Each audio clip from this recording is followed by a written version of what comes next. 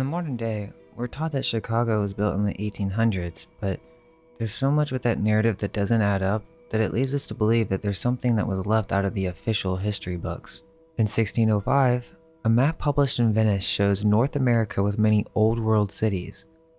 Notice that the symbol to represent these cities is some type of red castle. Supposedly at the time that this was written, there was no English-speaking settlements on the North American continent. In the middle of the continent, past the end of the St. Lawrence River, appears the name CHILAGA. And we can see this in a variety of different maps. It's right in the exact same place that Chicago would appear, and obviously, the name is extremely close. In 1894, the Chicago Tribune actually mentioned CHILAGA being on a map from 1615. Chicago or CHILAGA on an old map. Quote, President Harper of the University of Chicago has lately received a quaint map of the world. This map was presented to President Harper by Dr. Charles Richter, the Imperial German Representative Commissioner to the World's Fair. Now isn't that interesting? It continues, the following letter of presentation accompanies the map. Quote, W.R. Harper, President of the University of Chicago. Dear Sir, when during the early preparatory stages of the exposition work efforts were made mainly upon the investigation of Mr. Curtis to collect maps, supposition be correct, it is most likely on this map the name of Chicago in its original form appears for the first time. Quote, Herr Professor Graf of Dresden, who has taken a prominent interest in the researches to which the Chicago Exposition and the historic events underlying its existence have given so powerful an impulse, has upon our request arranged for a photographic reproduction of the maps in question. And as the representative of this commission and on behalf of Herr Professor Graf, I have the honor to request you to accept a copy of the same with the request that you give it an appropriate place in your university.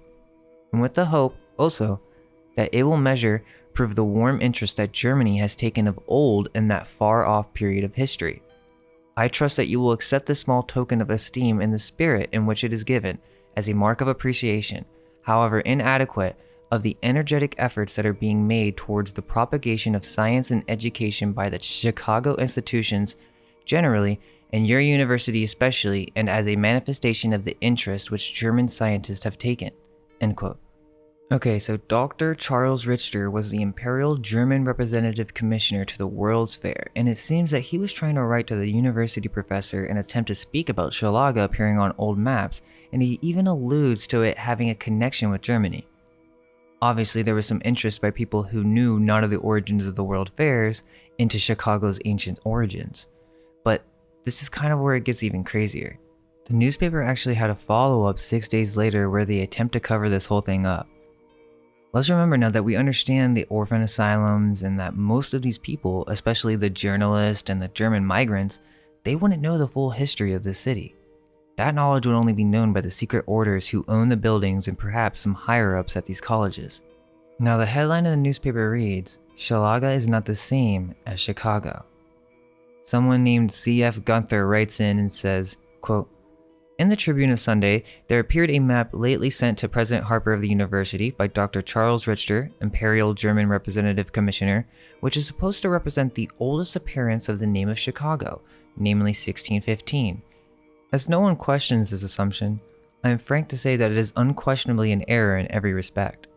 It is not true that the so-called CHILAGA on this map is at the exact point where the marvelous city is now located, but on the contrary, the country is marked Mexicana. Again, the so-called St. Lawrence River is not so far south. This river was well known at the time and should be at the top of the map, hence this is also a far-fetched assumption.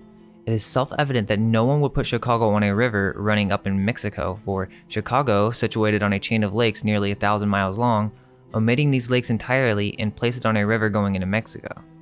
He continues trying to prove this Mexico argument and that CHILAGA is actually spelled Chilapa.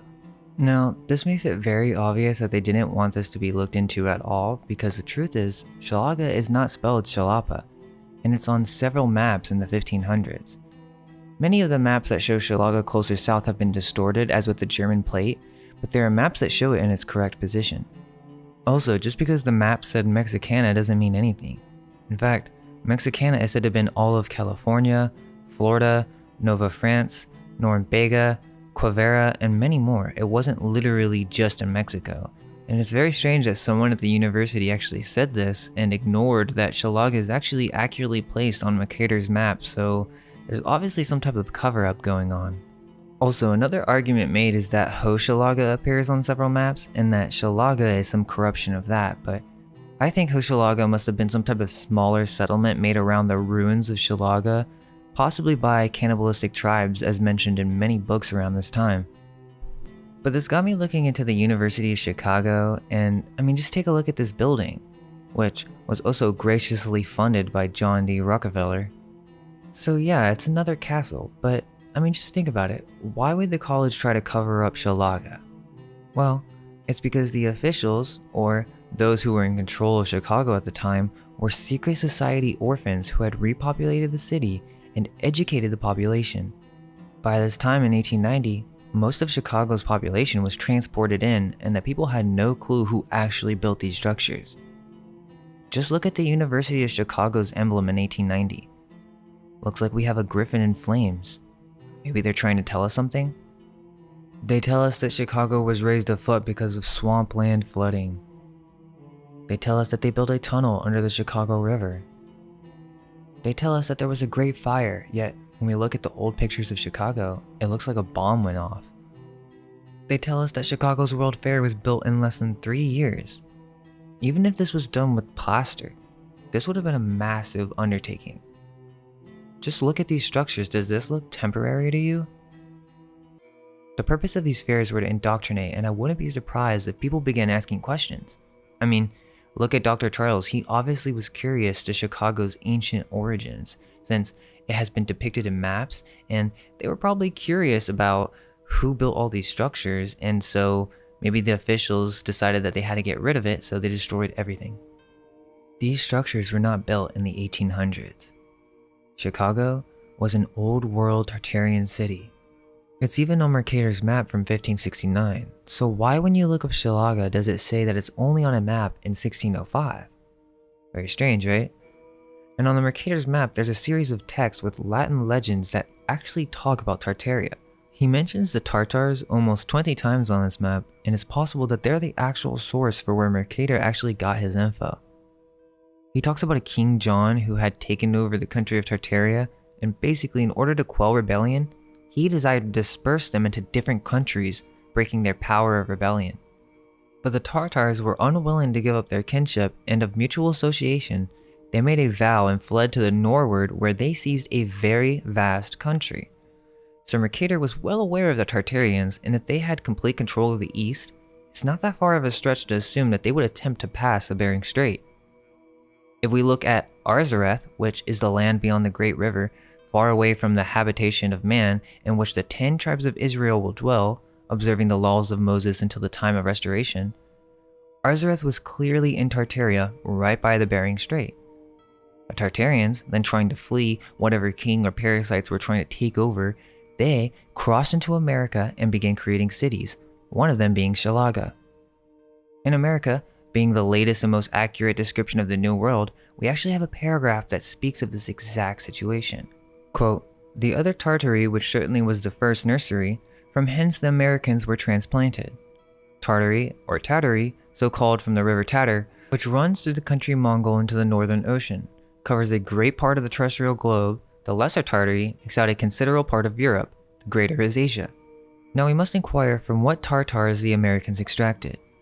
Mornius, Postellus, Jean-Bardus, Proterus, and others are of the opinion that the Tartars, which about the year 1228, under the command of Zingis Khan, overspread the earth like a deluge, where the successors to the 10 tribes of Israel, which were carried into captivity to Assyria by Salmanazar, the Tartary, or rather Tartaria, seems to be some testimony thereof, because it signifies in the Syrian or Hebrew tongue remnants or remainders, as seemingly because these Tartarians were remainders of the forementioned tribes."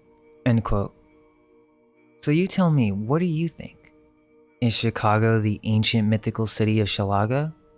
If we connect this with the Chicago World Fair, then it actually starts to make a lot more sense. Do you guys have any finds to share on CHILAGA? Well, I hope you guys enjoyed this one.